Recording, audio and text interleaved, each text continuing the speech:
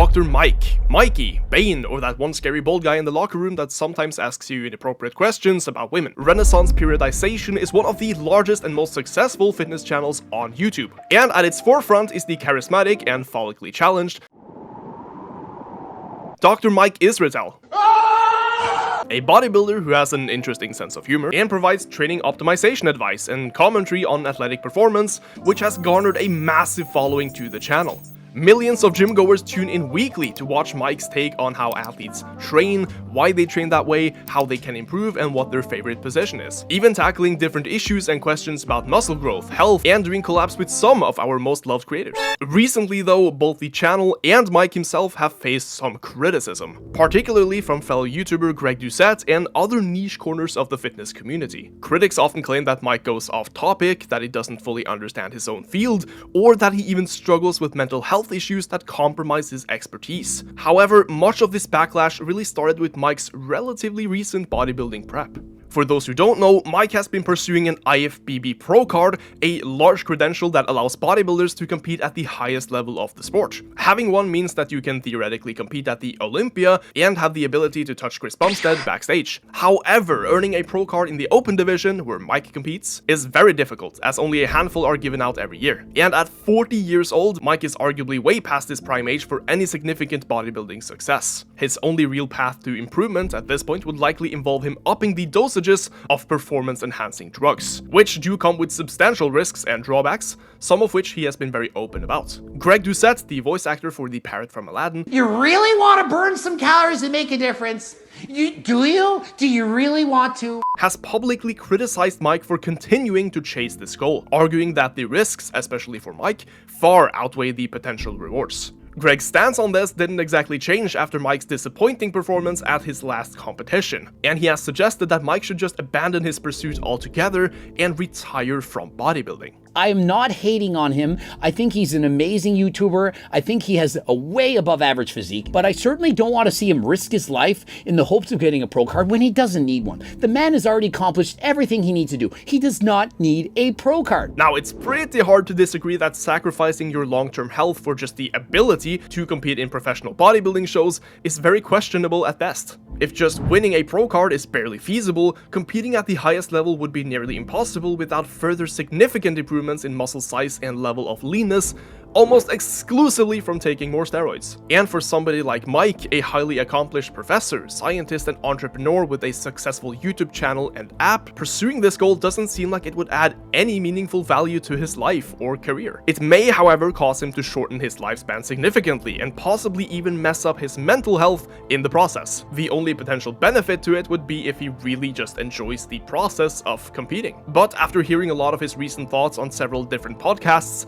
I don't really think he enjoys it that much. Logically, as a responsibility to my future self, to my wife, to the company, and in a much lower key sense, it's not really a responsibility, but a goodwill gesture to everyone that follows the channel. It's just much better when I'm productive and focused on that stuff. Eventually, Mike recognized this himself and announced a temporary retirement from competitive bodybuilding a few months back. However, he has hinted at a possible return, perhaps at the master's level in the future. Reflecting on his last competition prep though, Mike shared some of the negative experiences he had with increasing his gear use. I'll read a comment on social media directed at me, I guess about me, and I begin to fantasize about what it would be like and how much sublime pleasure I would receive in hurting that person at a deep physical and emotional level. He described himself becoming very aggressive and angry at just nothing. He had severe levels of anxiety and a loss of enjoyment in activities like jiu-jitsu, which he couldn't do while on prep. But this isn't just exclusive to Mike, it's something very common and showcases the amount you have to sacrifice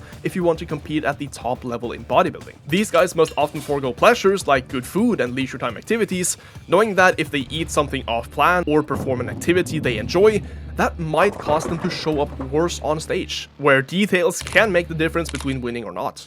Now, Mike's disappointing competition result was likely due to several factors, including muscle shape, size, symmetry, conditioning, presentation, and head shape, because all of those matter in bodybuilding. However, Mike attributed much of the outcome to a poor tan, something which Greg Doucette continues to mock him for. But this really just highlights how minor setbacks can undo months of effort, making the very high stakes of bodybuilding competitions arguably not worth any of the sacrifices. The preparation itself, compromised sleep, constant fatigue, mental strain, and all the health risks of PEDs makes the sport feel sort of meaningless if you have other things to tend to. If you're not competing at the very top of the sport, or unless you absolutely love it, then there's really no solid benefit to competing. But while Mike's competitive struggles are a source of criticism, they are not really a good reason for why people dislike him. The more concerning critique stems from his personal commentary in interviews, oftentimes about his steroid use. Now, while his openness about PEDs is generally appreciated, I actually think it helps people steer away from taking them in the first place. Some of his remarks, such as using jujitsu to vent aggression,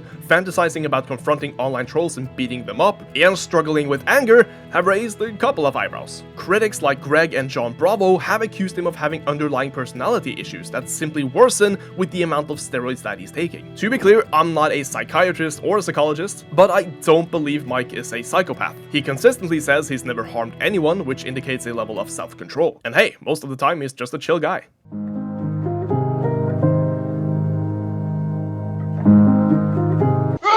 However, he has admitted difficulty to handling criticism, which can make any form of critique seem like a personal attack. This defensiveness isn't unique to Mike though, it's very common amongst experts in any field, and even more common than you'd think amongst regular people. If you want any clear examples, take a look at politics or religion and you'll understand what I'm saying. In the fitness community though, disagreements over training theories can often become very personal, like how people dislike Jeff Nippard for claiming that lengthened partials can be better for muscle growth, or that Mike Menser claimed training way past failure with very low volume was better for muscle growth. As a physiologist myself, I've observed this dynamic quite frequently. While Mike often receives criticism, some of it is anecdotal or just based on somebody else's opinion or preference. His content generally aligns with the scientific research, offering very practical insights and applications, basically explaining what the research says and how you can use that to your own advantage. Similar to Jeff Nippard, Mike is very good at presenting complex information in an accessible way, exploring the mechanisms of muscle growth, strength, and athletic performance. Ultimately though, much of the dislike for Mike stems from his use of PEDs and his pursuit in bodybuilding, not necessarily his work as a professor,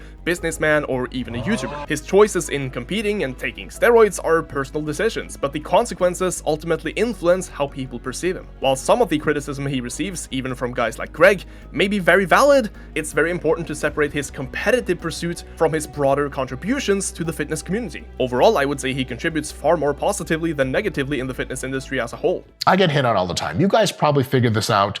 I'm handsome. Take a look. And that he's pretty entertaining to watch and listen to. Yes, you will have people take him out of context and pursue only training a certain way, and you will have people tell you to train or eat a certain way just because Mike Israetel said so on a podcast. And regardless of whether or not he makes good content, you will have people with straight up different opinions on training and life philosophy who disagree with him. And that's fine. If we can't have healthy discussions about training, eating, or living, and how to help people improve, then there's no fun in that. Some do it for sports or performance, and some do it to carry all the groceries in one trip. So yeah, some of the criticism towards him is probably valid, but it shouldn't take away from the positives. Just like Greg or Jeff Nippard, they will say stuff that you don't like to hear. But instead of being fixated on how much you hate them for it, rather focus on why they said it and how you can use that to your own advantage. So, thank you all so much for watching. Let me know what you personally think of Dr. Mike and the Renaissance Periodization channel in the comments, and I'll see you all next time. Or pecs. Ooh, that was kind of sexual. I'm feeling myself.